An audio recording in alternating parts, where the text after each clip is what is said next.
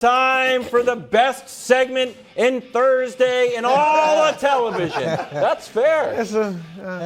I'll take it. I'll take it. Got another letter from a concerned viewer. As I mentioned before, for the year 2022, we sure get a lot of actual physical mail. Here's what it says. Yeah. Oh, wow. It's a real letter. We get a lot of them, and we address them. Yeah. That's the wrong side. There you go. Haven't opened up a letter in years. Dear Wilds, love the show. Tried to explain to my family what being on the Bud list actually means, but they refuse to take my word for it. Oh, here we go again. Please, can you once and for all put this debate to rest? Is it an inspiration or an indictment? Thank you, concerned loyal viewer.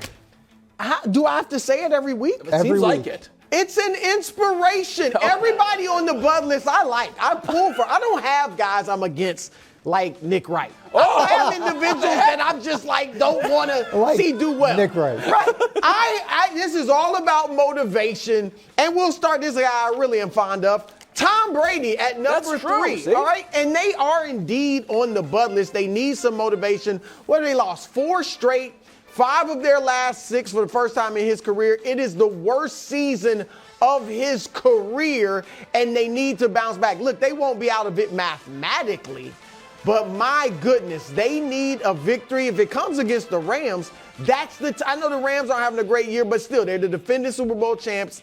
That's the type of win that could propel them forward into being the contenders that we all think they are. So, number 2, look, I'm not that fond of this guy, but I did pick them to reach the Super Bowl, regrettably at this point. But Aaron Rodgers, all right, Rodgers, and this is real. Look, we know he's owned the Chicago Bears, right? He's also owned, probably not surprisingly, the Detroit Lions. He's 18-6 against them in his career.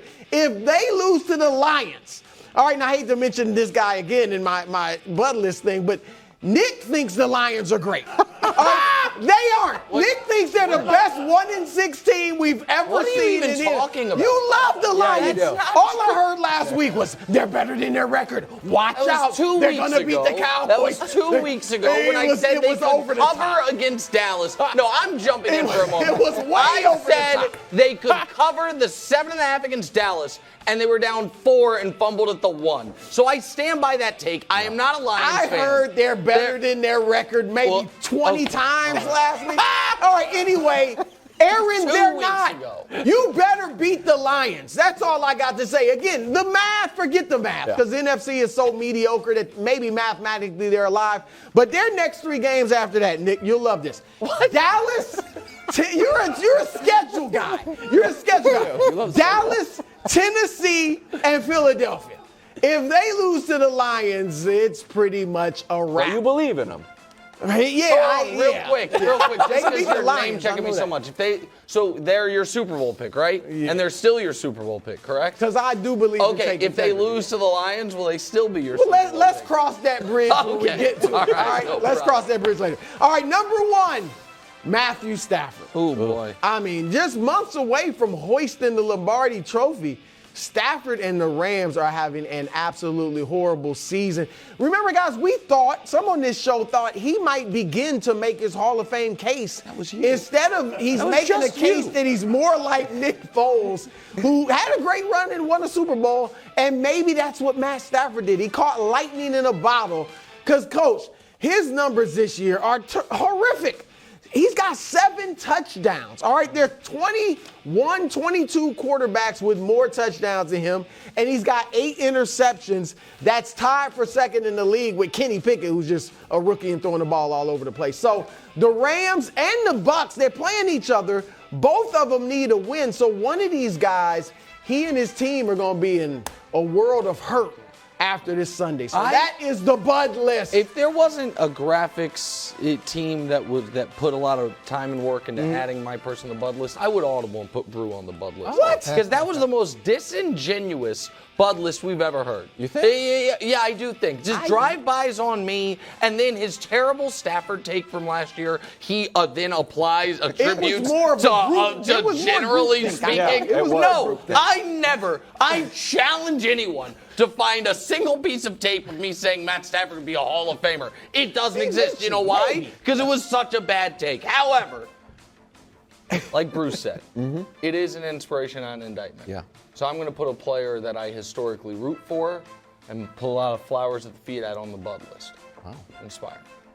Josh Allen, you're on the Bud list. Wow. Yeah. So Josh Allen. Disingenuous. Oh, My God. What do you mean? No, what do you mean? It's an inspiration. It's an inspiration, Yeah. and after Josh Allen, lost to the Chiefs in the playoffs, I came on television and said I fear Josh Allen. I respect Josh Allen, which is why I'm so disappointed in Josh Allen's performance against the Packers. When he played great for a half, it was on national television. Chris Collinsworth was trying to name the new MVP award after him, and then he was terrible. So there's his second half numbers against the Green Bay Packers this week, and now you are playing the New York Jets with their top 5 pass defense, top 5 passer rating allowed, top 5 in interceptions, and a young man named Sauce Gardner. Now Vegas expects you all to annihilate the Jets. They're 2 touchdown favorites against the Jets. So you don't, even if you play really well, you won't get a ton of credit. But it is important that Josh Allen plays well, and I will tell you why. Because there's a couple things Josh Allen doesn't have. He has the adoration from the media. He's got all the hype, but he doesn't obviously have a Super Bowl ring or an MVP. The Super Bowl will be determined in the playoffs. The MVP is determined throughout the regular season. This is a quiet 1 p.m. game that's only going to be on in New York. The other MVP candidates, Jalen Hurts, plays on national television tonight. Well, national television in quotes. Okay, that's fine, but a standalone game tonight. Very true. Patrick Mahomes plays on Sunday night on national television against a team that looks good because of their record but isn't a great pass defense. So I expect both those guys to put up huge games, and Mahomes will then get the Chris Collinsworth tribute, could shift the MVP odds a bit. So Josh Allen, after a mediocre performance against the Green Bay Packers, I'm putting him on the Bud list. It's not a bad take. I mean, look, you're not trying to inspire Josh Allen. Of course you're trying to inspire Patrick Mahomes. And look, I'm not mad at you because I'm surprised that most people seem to have Allen still as the MVP frontrunner. I picked him. He's my pick. I'd like him to win it. But I don't think, personally, he's the MVP right now. I do think Mahomes is making a great case, but everybody's got Allen ahead. So, he needs to have a big game after the 2 picks. I'd like to see that. Can I just say this is my favorite Bud list ever? Wow! Coach, This is a great Bud list. I thought you did a fantastic job with it. I love the way that you referenced Nick over and over again.